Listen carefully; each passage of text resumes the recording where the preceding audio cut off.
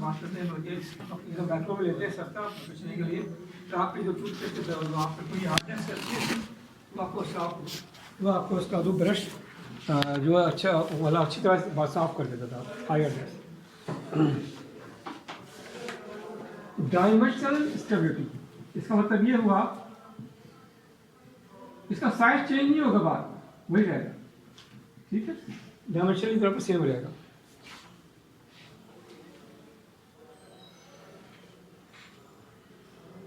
It can be use it comma है यहाँ पर, it can be use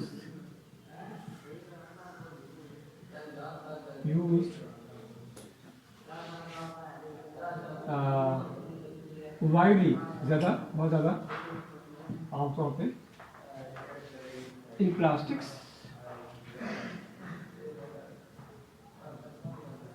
rubber,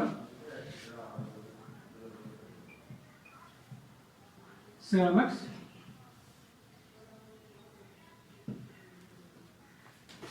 refractory, ये समझाऊंगा आपको ये क्या काम है, refractory products.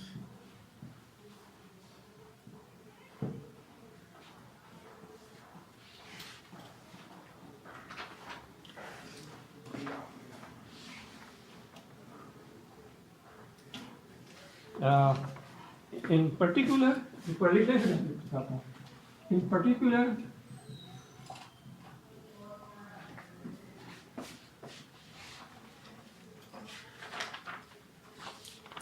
it can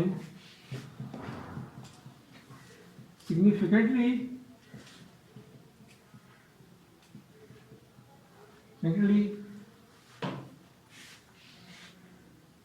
improve ceramic density,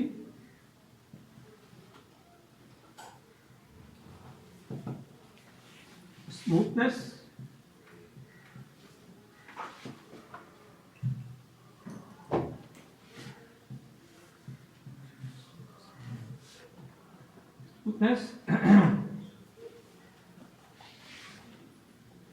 thermal fatigue, सारे में समझाना आपको जो टर्म्स आ रही हैं, thermal fatigue,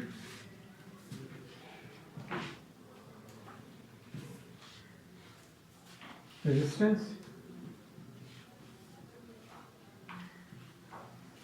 fracture toughness,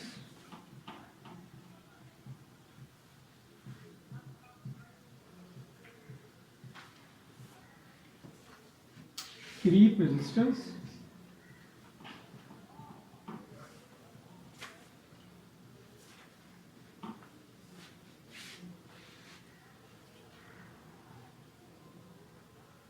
polymer and polymer product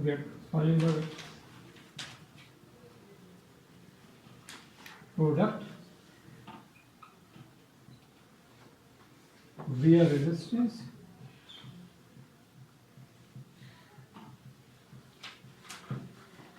also used in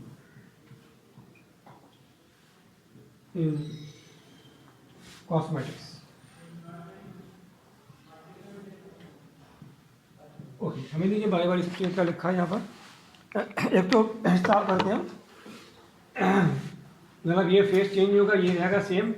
hardness पे इसकी सख्ती काफ़ी टाइम रहेगी, ज़्यादा प्रेशर बर्दाश्त कर सकता है। इसका साइज चेंज नहीं होगा।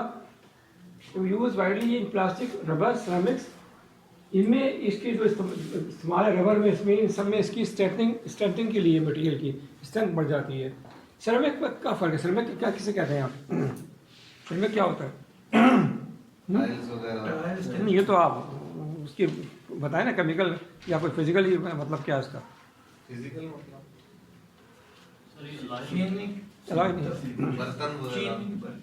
किधर चलेगा वो?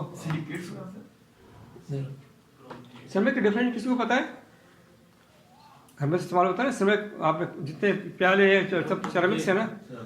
It is a combination of oxides and nitrides. Any materials का होता है, तो एल्यूमिनियम बेस होते हैं, लेकिन तो सिरेमिक जो होते हैं जो ऑक्साइड का बेस होता है, क्योंकि सिरेमिक हाई टेम्परेचर मटेरियल है, बहुत ज़्यादा टेम्परेचर बर्दाश्त कर सकता है, तो डेफिनेटली ऑक्साइड या नाइट्राइड ही होंगे। तो it is a combination of oxides and nitrides, they are called ceramics. आप बताएं कंपोजिट, कंपाउंड, कंपाउंड, कंपोजिट और सिरेमिक क्या फ़र्क हुआ?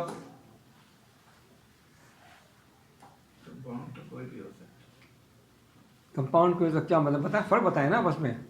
कंपाउंड क्या सिरेमिक कंपाउंड हो सकता है? नहीं हो सकता, नहीं।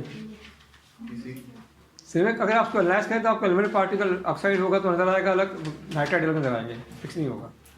कंपोजिट टाइप से थोड़ा सा फर्क है इसका, तो कंपोजिट में बिल्कुल ही अलग होते हैं ना, अलग कर सकते हैं, इसमें अलग नहीं कर सकते आप, कुछ वजह कुछ केमिकल रीजन होते हैं इसके। तो कंपाउंड में आप जो मटेरियल से बना है वो डिफरेंशिएट नहीं कर सकते, जबकि जो आपके पास कौन सा था कंपोजिट जो है वो अलग कर सकते हैं। और सिरेमिक के अंदर भी मिक्स है, मोड है, मतलब कुछ हो सकता है कुछ नहीं हो सकते। तो combination of oxides, metal oxide and metal nitrides is called the ceramics. सही है। आपके जो हंडिया होती है खाना पकाने की वो भी सिरेमिक सिलिकॉन ऑक्साइड्स में होता है ज़्यादातर।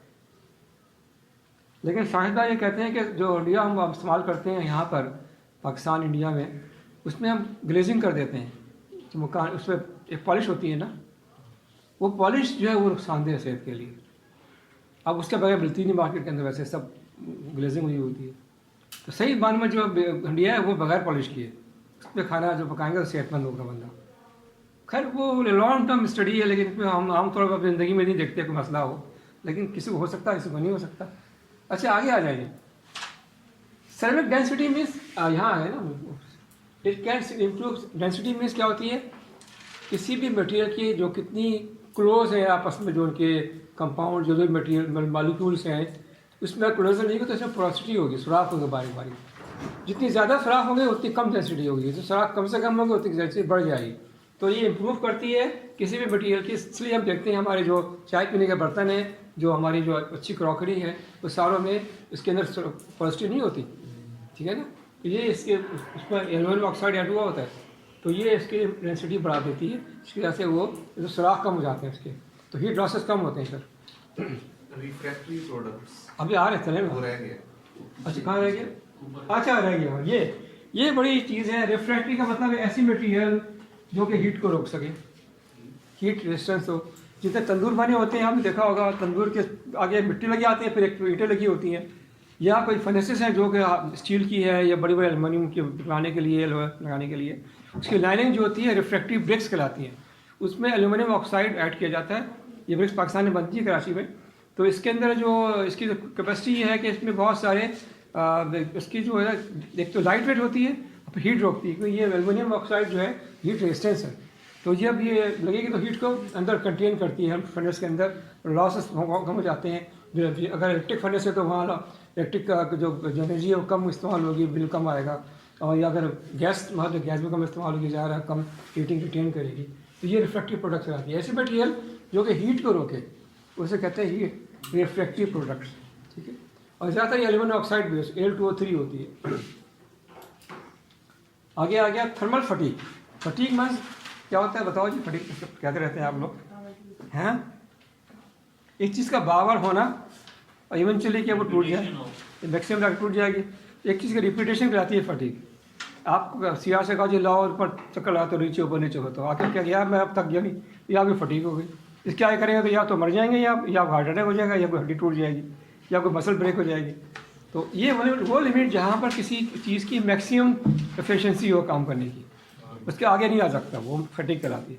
अब थर्मल फटीग का मतलब है जैसे फर्नेसेस के अंदर है, आप ठंडा गर्म कर रहे हैं, ठंडा गर्म ठंडा गर्म ठंडा गर्म, तो वो की फटीग हो रही है। एक वक्त आएगा ये कितनी बार करेंगे वो कंप्रेशन और एक्सप्रेशन, कंप्रेशन और एक्सपेंशन होती रहेगी, इवेंचुअली वो क्रैक हो जाएगी। इसलिए इसमें ये ऐड करते हैं, तो इसकी जो फटीग है वो जैसे बताया कि हीट रोकती भी है, तो ये आपको जो है टूटने से बचाती है ईंटों को, जो भी अंदर है ईंटें क्रैक नहीं होती।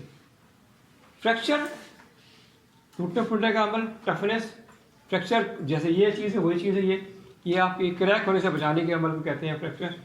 टफनेस में कितनी देर तक वो बर्दाश्त करेगी, वही ये सेम चीज़ है आप मिलते मिलते हैं। क्रीप क्या होता है जी? क्रीप का मतलब समझते हैं अंग्रेजी में क्या होता है? हम थोड़ा सी creeping, something is creeping, slowly move कर रही है, इसे क्रीपिंग का लफ्ज़ कहा जाता है। इसमें ये होता है कि अगर किसी मटेरियल को साथ आप मुसलसल एक तरह का लोड डालते रहें, मुसलसल लोड में है वो, तो कब तक वो अपनी डायमेंशन चेंज नहीं करेगा। तो इसे कहते हैं क्रीपिंग। स्लोली आप लोड ऐड कर रहे हैं किसी के ऊपर और इवेंचुअली वो फिर आगे जाकर ब्रेक होगा। तो उस अमल को जो हम स्लोली वाला है, यहाँ तेज़ वाला जो फटीक में तेज़ वाला अमल होता है, क्रीप में स्लो वाला अमल होता है। मिसाल के तौर पर अगर आप एक लोहे का तार लें, हुक से उसको ईंट से बांध दें, 2-3 किलो का वजन डाल दें, तो फ़ौरन नहीं टूटेगा, वो छोड़ दें 1 महीने के लिए, तो आस्ता आस्ता तो वो लंबा होता जाएगा, एक वक्त वो टूटे वो ब्रेक हो गिर जाएगी। तो ये क्रीपिंग अमल है। ये नेचर है मटीरियल का, आस्ता आस्ता वो एक्सपेंड होता रहेगा और इवेंचुअली वो टूट जाएगा। तो ये क्रीपिंग। अच्छा जी, क्रीप रेजिस्टेंस है तो उसको रोकता है। फिर अगेन बस ये क्रीप रेजिस्टेंस हुआ, प्रोजेक्शन हुआ, फटीग हुआ, ये सारी चीज़ें हमें मटीरियल को तोड़ने से, बचने से, टूटने से बचाती है। अच्छा, वियर रेजिस्टेंस क्या है जी? वियर मतलब क्या होता है? Wear and tear. हाँ ठीक है, वियर एंड टियर क्या है? इसके टूटने फूटने का अमल, वियर में टूटने फूटने उसको रोकता है। मैंने एक बार एक सवाल एमएससी में किया था, एक्सप्लेन ये सब लिखा था मैंने, ये भी लिखा था। बताइए क्या लिखा? बड़ा अजय जी, बनियान पहनने और उतारने का हमको वियर कहते हैं। मैंने उसको करके मेरे को फोटो बना के अपने दोस्तों की भेजी, ये भी इसका मतलब है। तो ये बनियान नहीं है, पहनने वाला बनियान, ये मशीन से रिलेटेड चीज़ है। कॉस्मेटिक्स में जितने टैल्कम पाउडर आपका इस्तेमाल होते हैं, आप लगाते हैं पाउडर वाउडर, जो उसमें जो स्मूथनेस होती है, कितना अच्छा वो चिकना सा होता है ना, उसमें वो नहीं होती, रगड़ नहीं होती, तो वहाँ खुशबू मिला के डाल के आपको इस्तेमाल करते हैं वो लोग। हाँ, ये टाइटेनियम ऑक्साइड जो है, हाँ, ये हाइड्रोफोबिक है ना, हाँ, तो इसे अगर सीमेंट में ऐड कर लें तो क्या होगा? तो ये जो सेम वगैरह आती है इससे बचा जाएगा। पॉसिबल है। आप नहीं, सीमेंट में नहीं ऐड करेंगे आप, उसके बाद ऊपर जो प्लास्टर बनाएंगे ना, वो लगा उसमें ऐड कर देंगे, तो अंदर ही रखेगी, रिपेल करते रहेगी सब। सीमेंट कर सकते हैं, मुझे पता नहीं है, या मुझे बिल्डिंग मटेरियल का नहीं पता, लेकिन कर सकते हैं। आपका आइडिया सही है ठेकेदार को। एक सर वो मिलता है, ठेकेदारी करते हो लगता है। सर वो वाटर टैंक्स नहीं अंडरग्राउंड, वो हाँ, वो उसमें डाल के वो प्लास्टर, उसका नाम फुडलो क्या है? फुडलो नाम हाँ, से पैडलो, मटेरियल कौन? पैडलो, हाँ पैडलो। पैडलो। लेकिन ये जब टाइटेनियम करेंगे तो उसको बनाने का अमल तो एक्सपेंसिव होगा ना। हाँ, कर सकते हैं। एक बंदे ने पैडलो से डिफरेंट चीज है, वो डिफरेंट चीज़ है, वो ये नहीं है, वो ये नैनो साइंस की चीज़ें सारी, वो माइक्रो लेवल की साइज होंगी सारी। आपका सवाल?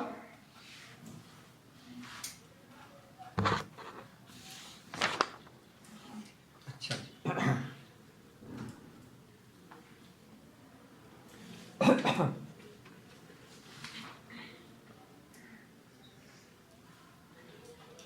अब आ रहा है बड़ा मशहूर particle, silicon dioxide.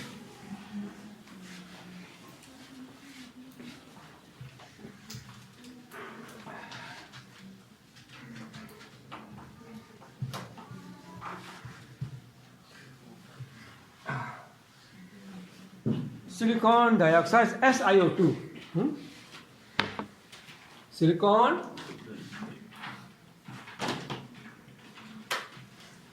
Dioxide, SiO2। और ये जो सिलिकॉन है आपकी रेत में बहुत पाया जाता है। सिलिकॉन डाइऑक्साइड ही होता है सारा वो, क्योंकि ऑक्साइड की फॉर्म है। लेकिन ये तो मिलीमीटर रेंज के पार्टिकल होते हैं।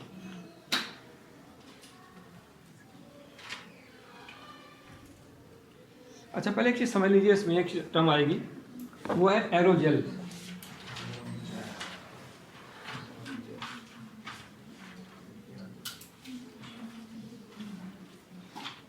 एरोजेल जिस नाम से आया, इसमें कोई एयर होगी, ठीक है, और कोई जेली बनी होगी।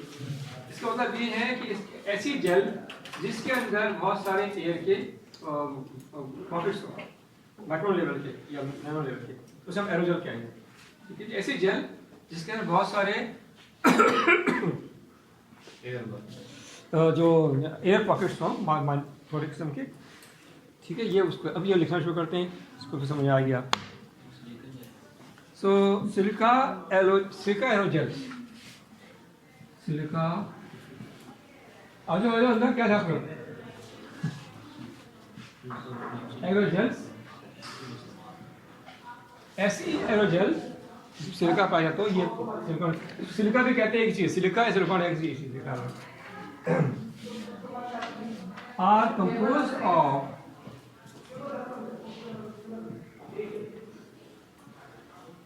कंपोज ऑफ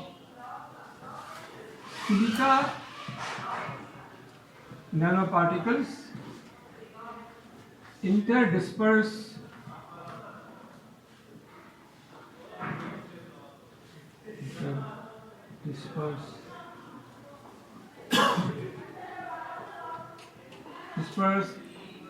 with nanopores, ख्याल रहे नैनो में है, वो माइक्रोन नहीं है, nanopores filled with एयर। ऐसे मटेरियल ऐसा जेल समझे जिसके अंदर हवा भी हो और उस हवा की जो पॉकेट्स है उसमें सिलिका भी भरी हुई हो साथ साथ। आपको पता है एयर जो है बेस्ट इंसुलेटर है दुनिया का, एयर अगर निकाल दें तो हीट ट्रांसफ़र नहीं हो सकती वहाँ से, हाँ ठीक है ना, सही है। सो अब इसमें अगर सिलिका डाल देंगे और एक आप ऐसी मटेरियल बन जाएगा जो जेली टाइप होगा, उसको ड्राई कर देंगे तो एक ऐसी बनेगी जैसे कोई फोम नहीं होता, डब्ल्यूटी जैसी होती है, डब्ल्यूटी बन जाएगी ना, निकाल लें इसमें जो पानी वाले सारा। तो ये जो मटेरियल बनेगा this is the best insulator in the world, best insulator. और इसकी जो स्पेस में जो स्लाइड्स होती हैं, जितनी स्पाइस में जाती हैं, जितनी भी रॉकेट वगैरह, इसके आगे जो लगा होता है टाइल्स बनी होती है, जिससे वो जब स्पेस से एयर में हमारे ज़मीन पे आ रहा होता है, एयर रेजिस्टेंस तो हीटअप हो जाता है आगे। तो ये वही चीज़ होती है, इसमें और भी होती है, लेकिन main silica nano particles add किए जाते हैं जेल्स के साथ और बहुत से मटेरियल होते हैं। तो वो इधर से हीटअप रेड है, इधर ठंडा है पीछे, सो गुड इंसुलेटर, हीट पास नहीं होने देता। समझ में आगे बच्चियों? तो लिखिए, आगे लिखिए। एज ए रिजल्ट, क्या as a result this substance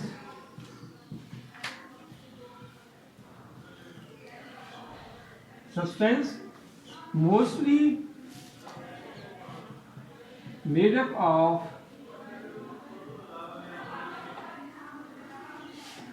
air, देखो बहुत सारी एयर पाई जाती है, because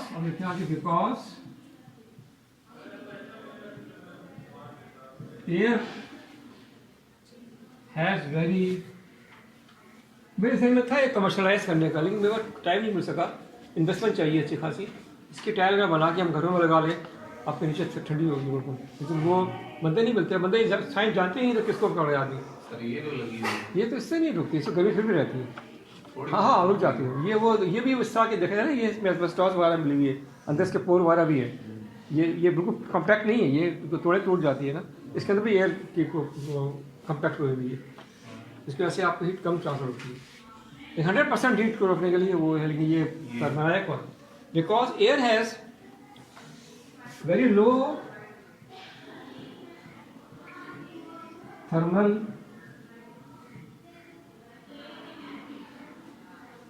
conductivity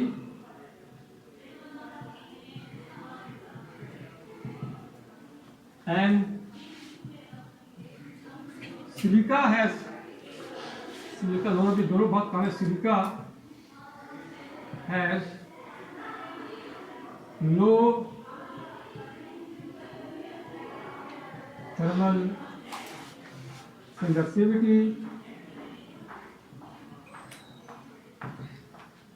अगर कामयाब हो जाए तो ऐसी की जरूरत नहीं, जरूरत भी पड़ेगी। ह्यूमिडिटी कैसे निकालेगा इसे? एयर, ये ह्यूमिडिटी तो आती है, तो बाकी ह्यूमिडिटी में तो मसला आता है ना। हमारे जब मौसम आता है, जैसे कहते हैं आप सख्त पसीना आता है, टेम्परेचर कम होता है, पसीना बहुत ज़्यादा आता है, उसको कैसे करो? वो एसी काम करता है, एसी निकालता है ना ह्यूमिडिटी। क्या प्रोग्राम है ठेके लेने? दे आर आ गया।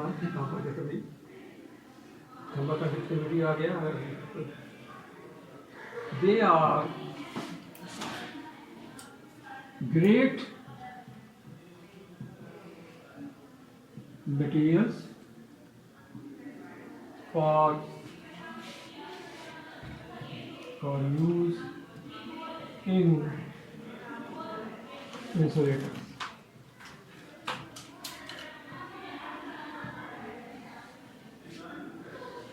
तो ज़हन में क्या था भाई, होम्योपैथी में एक मेडिसिन है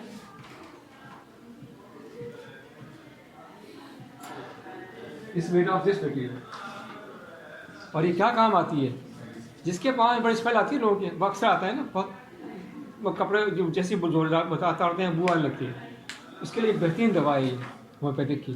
और अगर इसको 200 पावर में ले लें आप, ये मैं बताऊंगा जब आप सिंथेसिस करेंगे ना हमारे मटेरियल का, वहाँ हम बताएंगे ये कैसे बनती है। तो ये इस पावर में ली जाती है और हफ्ते में सिर्फ एक बार लेंगे बस, दैट्स इट। जिसको भी दी है मैंने बड़ा दवाई देता है, made of this silicon oxide medicine homeopathic. इससे धोने हैं क्या इसको? धोने नहीं, ये तो काला है। इसको 5 ड्रॉप पानी में ले लें, एक सिप वाटर में, हफ्ते में एक बार लें, दोबारा 2 रिपीट करने पर 2 काफ़ी है, life time life time. Sir गाड़ियों के टायर के नहीं बिठी है टायर किस से आगे बीच में यार, टायर में ऐसा है क्या टायर में लगा दें ये, तो क्या होगा सर, उसकी फिटिंग वगैरह वो मुझे पता नहीं टायर के बारे में, मतलब तुम चाहते क्या हो यार बताओ। सर वो लिखा है ना कि फिटिंग वगैरह वो। अच्छा देखो, रबर में टायर में जिंक ऑक्साइड इस्तेमाल होता है, अब आगे पढ़ेंगे उसकी भी, आपके नहीं है तो मैं वैसे ही पढ़ाऊँगा।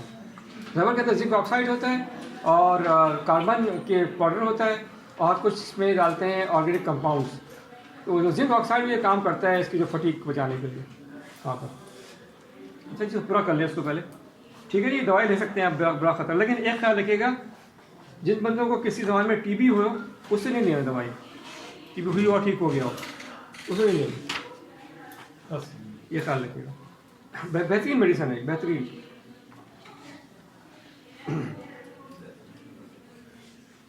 सो कहाँ गया, use in insulators. These properties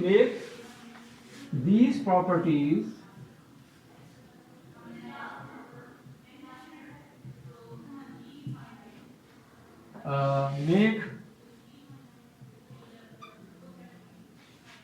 nano aerogels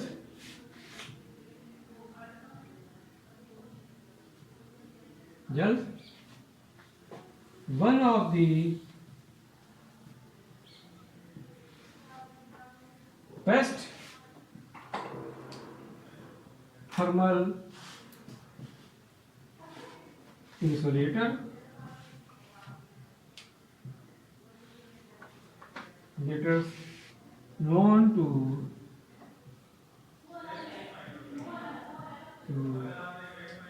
mankind। मुझे एक समझ नहीं आता ये मैन काइंड का मतलब है, ये मैन काइंड क्यों है, ये वुमेन काइंड क्यों नहीं होता आगे, ये अभी सब नहीं आया, ये अंग्रेजों ने क्या जान निकाला उसका मैन काइंड क्या, मैन ही और ऑलरेडी लोग पाए जाते हैं मखलूक। सर 1896 में तो औरत को रोकती है, वो सब हमारे मज़हब में तो 14 साल पहले दे दिए, हमारे पास तो बहुत समझते हैं, लेकिन ये मैन काइंड क्यों समझता है कि उससे नहीं अब तक आया मुझे। मैन काइंड हो सकता है कुछ और, यह लफ्ज़ कुछ और होना चाहिए वैसे ये अंग्रेजी के। हाँ ह्यूमन काइंड, ह्यूमन होना चाहिए, ह्यूमन सर, शॉर्ट फॉर्म में तो ह्यूमन बींग्स सब आ गए, ठीक हो गई बच्चियों, अब मैन काइंड नहीं रहा, ह्यूमन बींग्स। अच्छा जी आगे चलें, कहाँ पहुँच गए हम, ओके। अच्छा जी एक लफ्ज़ आएगा अभी, लिख लीजिए चले, you can functionalize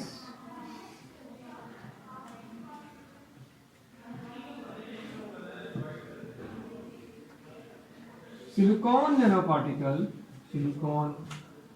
nanoparticles by binding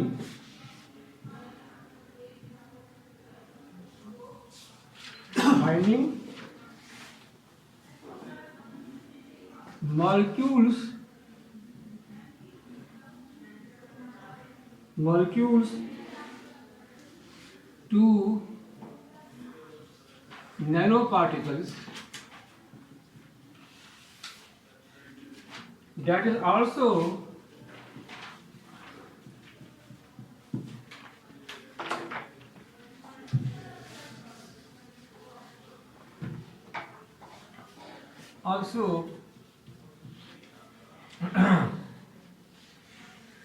able to bond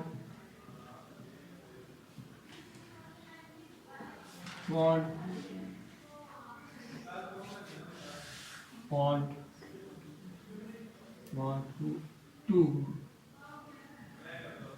another surface. लिखा हुआ किस आप लोग लिखा हुआ ताकि आसान होता है. such as cotton fiber.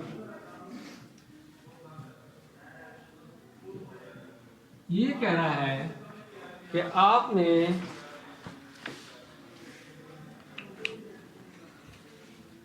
देखिए यहाँ यू कैन सिंपलाइज यानी इस मटेरियल को आप रिएक्टिव बनाएंगे. वैसे तो ऑक्साइड रिएक्टिव बहुत कम होते हैं. इसको फंक्शनाइज करके इसमें डिफेक्ट पैदा करके आप इसको फंक्शनाइज करेंगे और इसको उस मॉलिक्यूल से अटैच करेंगे जो कि दूसरे नैनो पार्टिकल अटैच हुआ हो. ठीक है, binding particles to nano particles यानी ये मॉलिक्यूल से बाइंड हो गया. Also able to bond to another surface. ठीक है, ये इसका मतलब ये हुआ कि आपके पास दरमियान में मैं एक डायग्राम बना रहा हूँ ये समझाने के लिए. ये कोई आपके पास अपने कोई भी ले लें मॉलिक्यूल, इसके दो साइड इधर वाला इधर वाला दोनों है ना. अब यहाँ कह रहा है कि इसको आपने ऐसा फंक्शनलाइज किया कि वो सिलिकॉन ऑक्साइड जो है इसके साथ अटैच हो गया. ये कॉटन बेसिकली कॉटन फाइबर. अब यहाँ इस तरफ जो है आपने मैं बड़ा कर दिखाया है एक जैसा है. ये कॉटन फाइबर. अब ये बफर कर रहा है, ये इसके सेट है, ये सेट है जो ठीक है ना, बीच में बफर आ गया. अच्छा, इसको क्यों मैंने अटैच किया है? इसलिए कि ये मटेरियल जो है जब बनेगा कपड़ा इसका बनेगा तो ये होगा पानी भगेगा. क्या कहेंगे? हाइड्रोफोबिक होगा, मतलब पानी को रिपेल कर देगा, जिसकी वजह से आपका कपड़ा जो है पहनेंगे तो नैनो गंदा नहीं होगा. इसके अलावा और भी है, इसके जो मैल के है वो भी नहीं लगेंगे इस पर. आपको जो मिट्टी होती है वो भी अटैच होगी तो कपड़ा 3 महीने तक चलते रहेगा, ख़राब नहीं होगा. लेकिन गोरों के लिए होगा, हमारे लिए तो मज़हब हमें कहता है जी आप कपड़ा करके नया बनाया चेंज करें. लेकिन ये मटेरियल मार्केट में मौजूद है जो कि इस तरह के कॉटन बनते हैं मटेरियल जो कि एक तो पसीने से वो गंदे नहीं होते क्योंकि एंटीबैक्टीरियल भी साथ लगा होता है, उसके ऐड करते हैं. और फिर इसको आप ये जो बोनेंजा ने बनाए हुए हैं उस तरह की चीज़ों को काफ़ी एंटीबैक्टीरियल शर्ट्स वगैरह आती हैं इनकी, तो वो 5-6 हज़ार की अब तो खैर आम है. लेकिन वो आप पहन सकते हैं, इसमें स्मेल नहीं आएगी पसीने वगैरह की, क्यों अटैच ही नहीं होगा, पानी भी अटैच नहीं होगा. हाइड्रोफोबिक है, पसीना हाइड्रोफोबिक है, इसका मैल भी अटैच नहीं होगा तो मैल ही नहीं होगा आपका देर तक. ये चीज़ सर अगर वो पहने में पानी गिर जाता है तो वो महसूस नहीं वो लपट कर जाएगा, एब्जॉर्ब भी नहीं होगा वो.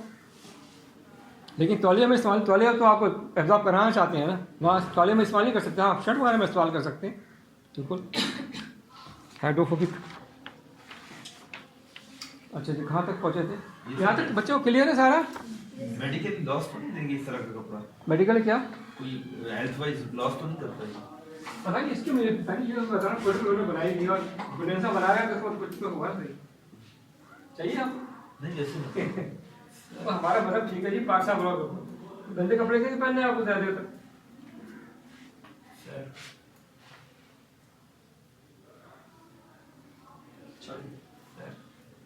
अब बोले सर इससे एक आइडिया आया है. एंटी एंटी ग्रेविटी मटेरियल बना सकते हैं. क्या चीज़? एंटी ग्रेविटी इससे मटेरियल. ताल्लुक सर उस तरफ डायमेंशन मतलब मुझे नहीं पता, लेकिन ये कहाँ से एंटी ग्रेविटी डिश में आ गई इसके? तुम साइंसदान क्या हो? क्या बातें करता है. अच्छा आगे एंटी ग्रेविटी मुझे नहीं पता, साफ बात है उसके बारे में. अच्छा, कॉटन फाइबर हो गया, आगे चले. समझ आ गई कैसे काम करेगा? है. Yes sir. So the functionalized silica, the functionalized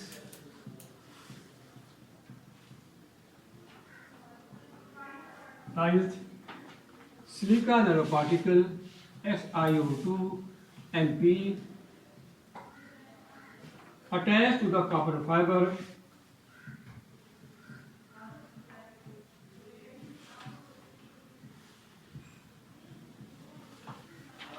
cotton fiber forms a rough surface that is hydrophobic, ऐसी मिल जाएगा सफेद जो कि रफी होगा और हाइड्रोफोबिक होगा, यानी water repellent. Phobic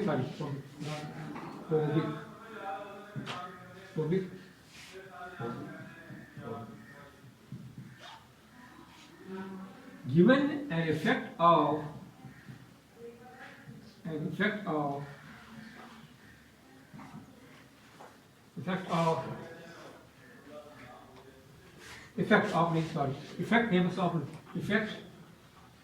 similar to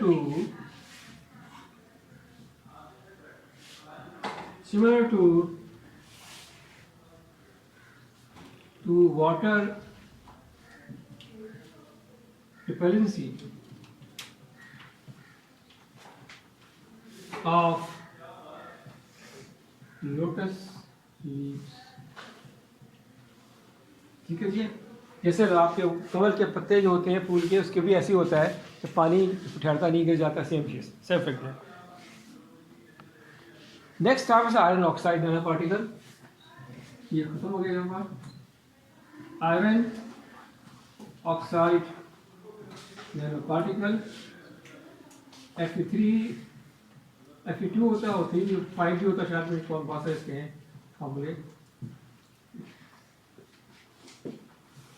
आमतौर पर जंग होता है हमारा, वो आयरन ऑक्साइड ही होता है जो होता है, लेकिन वो नैनो नहीं होता, वो मैक्रो लेवल पार्टिकल होता है।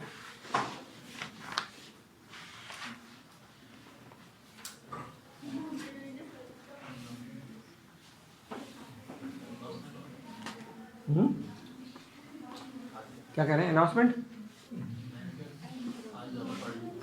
आज ही थोड़ा सा भले आयरन ऑक्साइड आखिरी है बस, उसके बाद हम नेक्स्ट में उसको पूरा खत्म कर देंगे, तब तक आगे दूसरा चैप्टर स्टार्ट भी करेंगे इंशाल्लाह। इसको ऑक्साइड का आखिरी हमारा लेंगे। So nano form of iron oxide, बोले मैं सुन रहा हूँ, बोले सर ये जहाज जो है एल्युमिनियम से बनाए जाते हैं, लाइट वेट है, तो इसमें एल्युमिनियम अगर नैनो पार्टिकल ऐड करके करते हैं ना, मटेरियल, हाँ करते हैं। इससे क्या होता है कि एल्यूमिनियम के स्ट्रक्चर में इसकी जो सीटें बनी होती हैं ना प्लास्टिक की, उसमें एल्यूमिनियम ऑक्साइड पार्टिकल ऐड होते हैं, जिससे इसकी जलने का अमल रुक जाता है जल्दी। जहाज गिरता है तो आग लगती है जहाज में ना, तो प्लास्टिक वैसे आम जल्दी आग पकड़ लेता है, तो ये डिले के साथ पकड़ता है आग पर, इसलिए वो लोग बचाना चाहे बचा सकते थे, आधे घंटे तक वो नहीं लगती आग उसमें। तो इस दौरान में आप अपनी रेस्क्यू कर ले लो, कर सकते हैं, वहाँ इस्तेमाल होता है। एलिमेंट तो खुद एलिमेंट तो अलवाए है ना, पूरा जो इस्तेमाल होता है एलिमेंट, उसका नाम है 2024 कहलाता है। वो एक एलिमेंट की किस्म है, 204 है, 6061 है, बहुत सारी किस्में एल्यूमिनियम की। तो जो हवाई जहाज में होता है वो 2024 बहुत प्योरीफाइड एल्यूमिनियम होता है, कॉपर थोड़ा सा डालते हैं इसमें। हम कैरोल बना रहे हैं, बनता है सहारा का एक फैक्ट्री है एल्यूमिनियम बनाने की। सर ये फिर क्यों नहीं देते इधर पीएससी को? देते हैं ना सब खरीद हमसे, वो तो चाइना से सारा ला। नहीं मटेरियल हमारे से जा रहा है पाकिस्तान से। हम जितने टैंक बन रहे हैं इसका खालिद के सारा आउटर जो है टेक्सला में जा रहा होगा, मगर जो पीएससी है सर पीएससी में फ्रेम के ले रहे हैं एल्यूमिनियम 2024 फ्रेम जो होता है एयर फ्रेम के लिए। सर एल्युमिनियम में एल्युमिनियम नैनो पार्टिकल नहीं ऐड हो सकते? इसका पता नहीं मुझे, जरूरत क्या ऐड करने की, जब खुद ही इतना स्टूडेंट्स का आ रहा है, लोग कर रहे हैं। मैंने आइडिया दिया था उसके अंदर कार्बन नैनो ट्यूब ऐड करने का, लेकिन उन्होंने किया ही नहीं काम। मैं करके देखो यार, मैं बच्चा देता हूँ PhD का, करता रहेगा इसका काम। ओ जी सिक्योरिटी क्लियरेंस होगा जी, फला होगा, मेरा जॉब काम नहीं कराना। इस पाकिस्तान में तो मसला है सर। तो क्या होगा सिक्योरिटी क्लियरेंस में कितना टाइम लगेगा? वो साल लग जाता है पूरा उसमें। जी वो 7 एजेंसियाँ क्लियर करती है आपको थाना में। 7 एजेंसी तो क्लियर कर देंगी, हफ्ते में कर सकती है? नहीं करती ना, ये तो मसला है नियत पे, सही कहते हैं। तो इसको पूरा कर लें। हैव फाउंड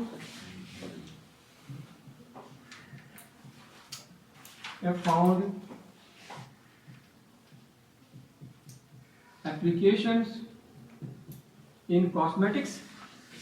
देखो भाई तुम्हारा कॉस्मेटिक खर्चा आया हुआ है ना, cosmetics and in catalysis, including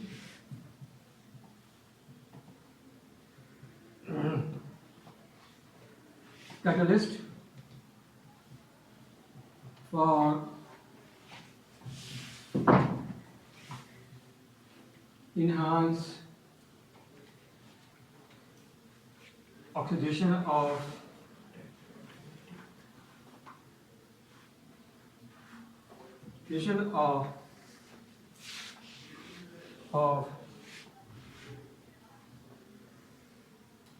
diesel fuel and soot dry from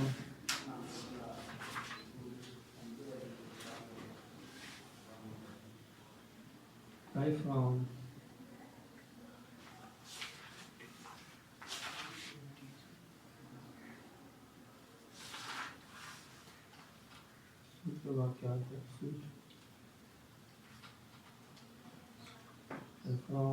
either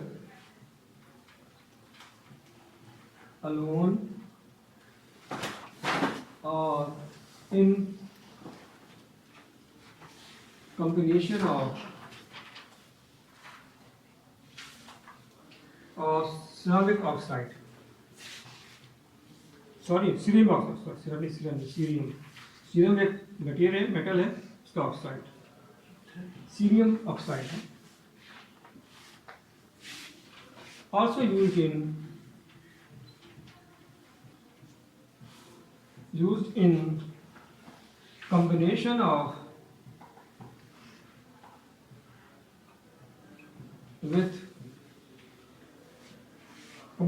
also used in magnetic imaging. Magnetic imaging, MRI कोवॉट है, ये है, सिग्नल पार्ट के इस्तेमाल होते हैं. इमेज बनाने के लिए या जनरेट करने के लिए या कैसे? असल में देखें, आपने कभी देखा हो गौर से इसको, MRI उसमें क्या बना होता है, उसमें बहुत सारी फोटोज होती हैं, बहुत सारी गोल है ना. एक तो उसमें एक्सरे इस्तेमाल होती है जो कि वो इमेज करती है. दूसरी वो मूवमेंट इन पार्टिकल के कहाँ जा रहा है, उसकी जो रेजोनेंस जो है वो देखते हैं, तो उससे पता चलता है कि फला इसकी मूवमेंट है, फला जगह रुक गया उसका देख. लेकिन ये दो अलग चीज़ें हैं. एक तो है कहते हैं इसको CT स्कैन, उसमें ज़्यादा यही इस्तेमाल होता है. मुझे MRI का नहीं पता आ रहा क्योंकि कन्फ्यूजन इसमें हो रहा है. MRI में ये नहीं डालते, करते ज़रूर उसमें भी कुछ है, लेकिन वो बाहर से करते हैं सारा कुछ. हाँ, अच्छा, यहाँ हमारा सारा ख़त्म हो गया. ये बहुत छोटा मैंने बताया है आप लोग के इंटरेस्ट के लिए. और इसमें जो एक चीज़ थी, ये मैंने बताना भूल गया कि बड़ी इंटरेस्टिंग चीज़ ये है यहाँ पर कि ये चीज़ जो थी ना, ये मैं लिखा है. जो हम जब काम कर रहे थे NCT में, तो मलेशिया से कुछ साइंसदान आए मिलने के लिए. कहते हैं जी हमने ये टैबलेट बनाई है जो कि अगर आप अपने गाड़ी के इंजन में डाल देंगे तो इसकी जो है ना, इसकी 20% आपकी बचत हो जाएगी पेट्रोल की. मतलब उसके जैसे कहते हैं कि आप एफिशिएंसी बढ़ जाएगी गाड़ी की. तो $10 की दी थी उन्होंने शायद एक टेप. हमने कहा चलो हम तो पाकिस्तानी भाई ना, खरीद दिया, इसको कॉपी करेंगे बाद में. अच्छा, वो हमने ले ली और हमने फिर उसका एनालाइज किया. पता चला बेस जो था आयरन ऑक्साइड के नैनो पार्टिकल थे. बाकी माने बना ली थी, हमने बना के उसी तरह कॉपी करके तकरीबन, और हमने उसको PSO दिया था बनने के लिए. तो PSO ने लेज बोली और कहा जी बड़ा अच्छा काम कर रही है, लेकिन बाद में लेके भाग गया फार्मूला, हमारा पैसे भी नहीं दिया उन्होंने. मतलब क्या कर रहे हैं वो लोग PSO वाले. ये वहाँ ये करता है काम कैटलिस्ट, यानी कैटलिस्ट का काम करता है ना, आपकी जो डीजल की जो आपकी एफिशिएंसी बढ़ा देता है. अब पता नहीं किसमें, अगर ये कैटलिस्ट तो बाद में निकालना होता है ना, अब क्या प्रोसेस था उसका, लेकिन गाड़ी में उन्होंने इस्तेमाल किया था, वो काम कर रहा था फिर. अच्छा जी, इसको रोकें यहाँ रिकॉर्ड को.